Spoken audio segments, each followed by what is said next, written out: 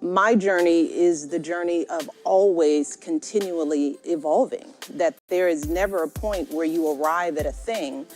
And if you do, that's kind of sad. You know, if you think that there is a point in your life where you stop growing and stop learning, that's sort of sad, because what else is left? Actually, no.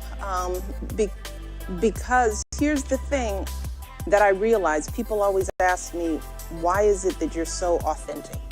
How is it that people connect to you? And I think it starts because I like me.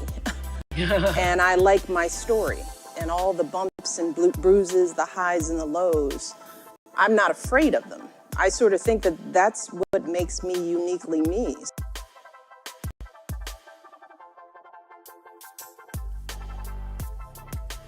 Of the generation of choice. And what comes with choice is the challenge of the choice, because you can't have it all at the same time.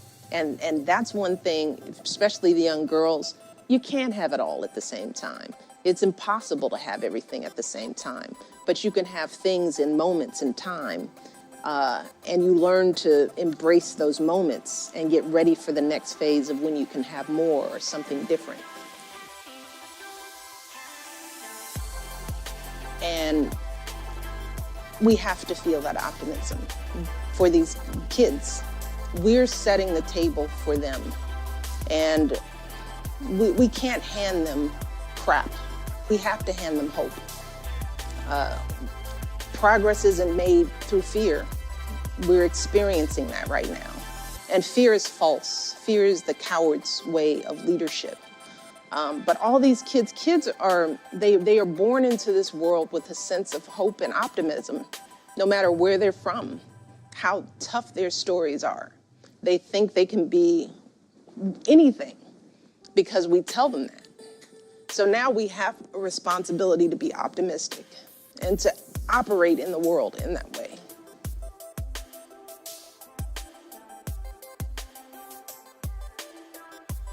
You don't have to be educated or rich to have a deep, deep impact on a child. But my parents had a philosophy very early on that they were raising adults.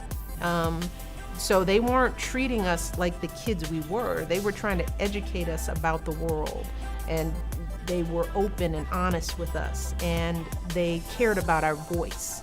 You know, we were the family where you'd sit around the dinner table and everyone was allowed to speak and to laugh and to joke and to tease. You had to do it respectfully, but I always felt like my parents really loved my voice. You know, when you grow up in a household where your parents are sitting on the edge of their chair because they think you're so clever and so funny, you start believing it. It's like, well, let me tell you something. Right. Let me tell you something about myself, you know?